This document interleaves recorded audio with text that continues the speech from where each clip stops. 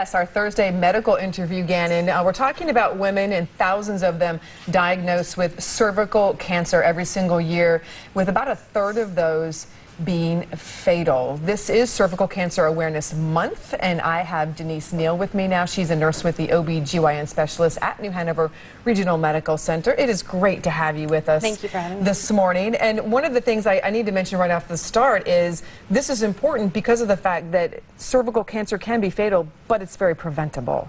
Absolutely. And what is the best way to prevent cervical cancer? Well, cervical cancer is usually caused by the HPV virus, which is a sexually transmitted virus. So we always encourage patients to use condoms.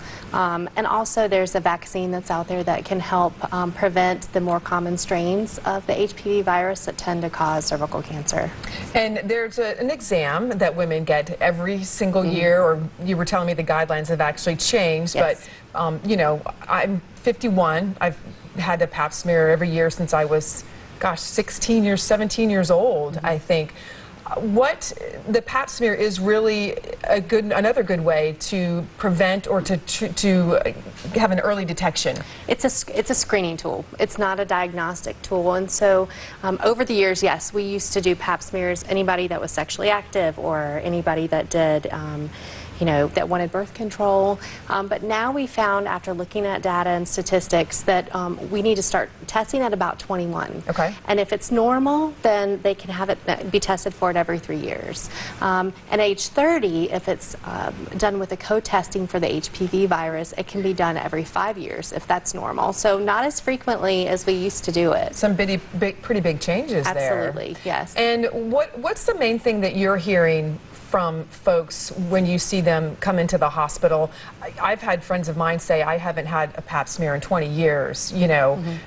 Why is it that women aren't getting their pap smears? Well, I think part of it is they don't really understand what the pap smear is. I think that they, you know, if they go to the doctor for STD testing, or if they go to the emergency room for a pelvic complaint, they assume that they got a pap smear. And really, you know, it's usually done at a well women's exam, whether it's through their gynecologist or primary care provider.